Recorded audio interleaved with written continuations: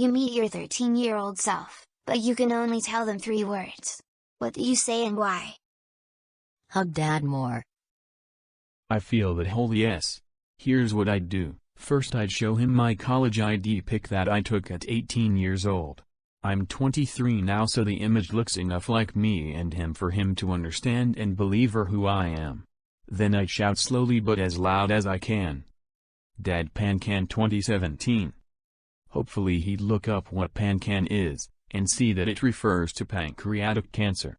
2017 is the year he got diagnosed with stage 4. He died 2 years later, but if we had checked even earlier we might have detected it sooner, and at a smaller stage, he may have survived.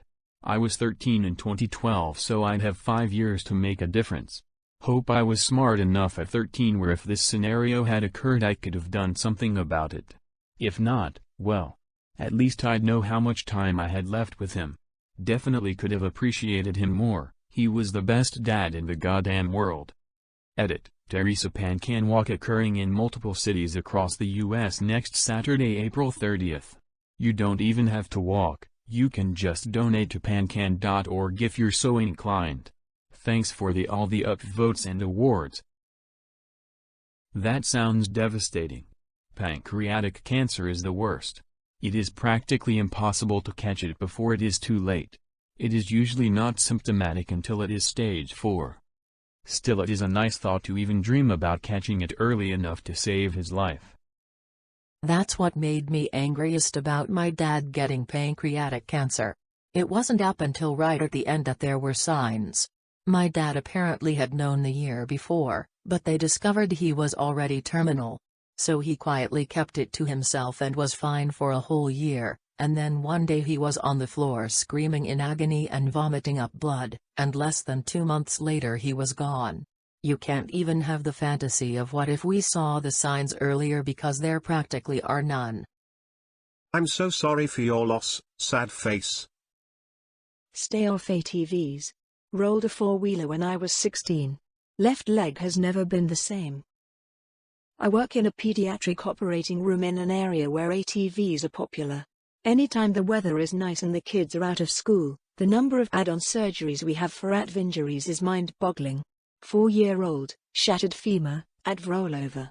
8-year-old, broken left arm, ATV rollover. 13-year-old, ATV ejection, emergency cranie. Shattered pelvis, degloving of the leg, brain bleeds, punctured lungs. On and on and on. So much agony. So many kids. It's easily the #1 cause of emergent surgery we do. In my book, putting a kid on an ATV is about the same as giving an infant a loaded gun for a pacifier. I'm really only replying to you because I hope at least one person will read this thread, change their mind, and keep a kid out of the Rslash morgue. Razors, the ones with a cage over it, I think that's what they're called, are much safer I think, and my dad would only let me drive that one in case I flipped/ got too rowdy.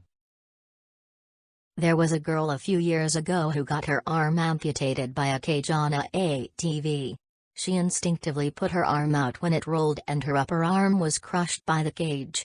They tried to save it, but she had intense pain and zero function, so they amputated it. That's honestly terrible. I can only hope whoever let her do that at least told her to force herself to keep her arms in.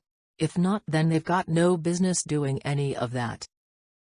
The turbocharged RZR is one of the most scary vehicles I've ever driven. Even the less powerful ones are dirt machines that if not treated right can cause severe injury. Yes, Kinney, California. My sister wanted to move to California near where I was living. My life was really complicated at the time and I really discouraged it. My marriage was a mess and I was afraid it would make it worse. She stayed where she was. About a year later she was killed by a drunk driver. My marriage ended. I would do literally anything to still have my sister here. I'm so sorry for your loss. I understand how you must feel responsible for her death. There's no telling what would have happened if she had moved to California though.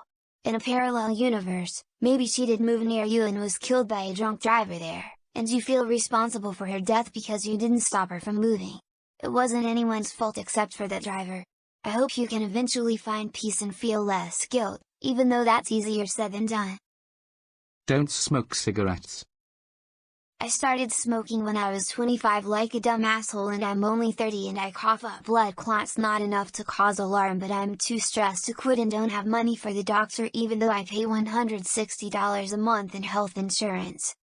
Edit, y'all are all telling me the same exact thing. Stop making all the same comments please. Like if you see one person commented on it already, then don't lol. Keep making music. There is taking a break to grow, and then there are dark ages where you forsake your instrument and regress. They suck. Pretty sure with 3 German words you could write a short story. Die, Bart, die. The Bart, the. Who is a good comedic actor that ended up being a great dramatic actor. John Goodman. His performance in 10 Cloverfield Lane was nothing short of perfection. The look of pure evil in his eyes when he killed that guy was horror at its finest. He carried that movie. I really want to argue that it's a good movie in its own right, but honestly 99% of what I remember about it is his performance. The movie on its own is still good and the concept is interesting, but he's like the central piece in it and everything else moves around him. I've noticed a lot of actors from Breaking Bad mentioned. I believe Vince Gilligan said in an interview that it was on purpose. His reasoning is that if you can do comedy you can probably act, and drama is a lot easier to act than comedy. Bob Odenkirk is evidence. What a treasure of an actor. Second City fella, I believe. Like not just passable, but a really fucking good dramatic actor. Brian as Walter is probably one of the best acting performances in the world so far. The range throughout the seasons is just insane. AMC originally wanted John Cusack for the role, and Vince Gilligan insisted on Bryan Cranston because he had previously worked with him on an episode of X-Files and knew what he was capable of. The network fought him because they didn't think anyone would be able to take him seriously because of Malcolm in the Middle, so I'm glad Gilligan was able to get his way. Vince Gilligan has some magic power to get AMC execs to do whatever he wants, and it ends up being great. Contrast that with Walking Dead, which started on AMC around the same time, and is a good example of what happens when studio execs get too involved with production. Gene Wilder. Are we awake?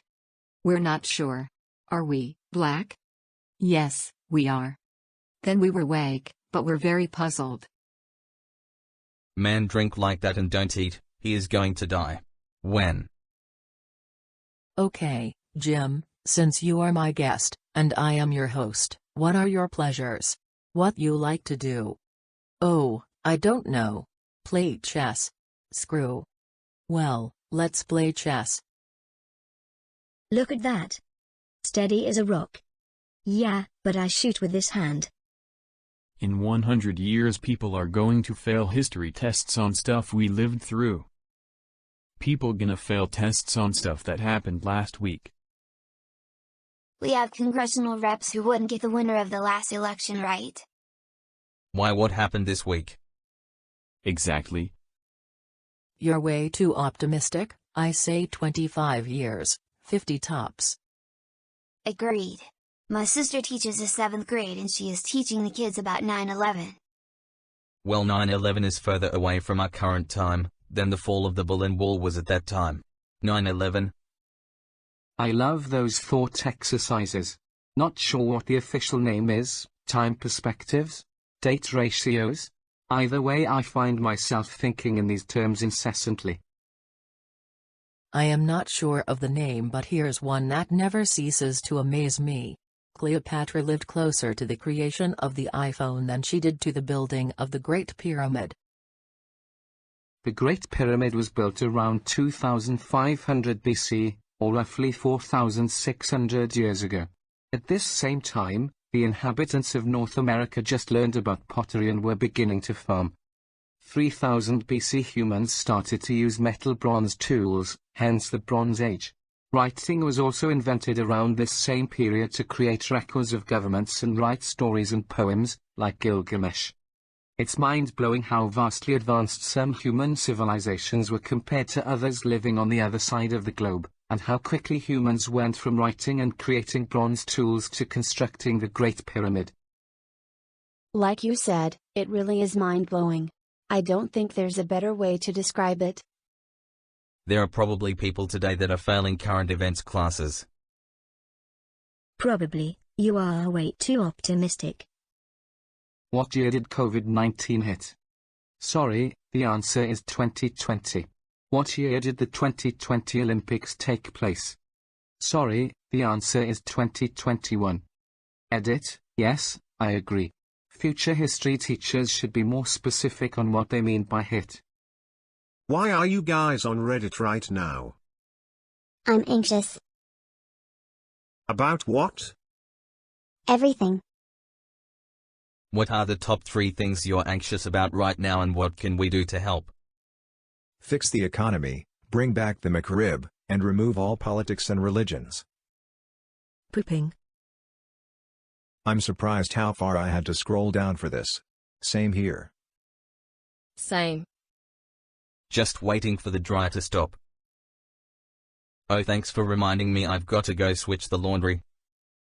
This hit me deep. Who threw a dryer at you? It's really about who didn't. Enjoy 8 million dryers.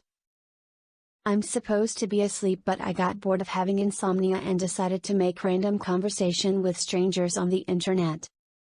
Insomnia do be like that sometimes, and making conversations online is pretty fun sometimes. True.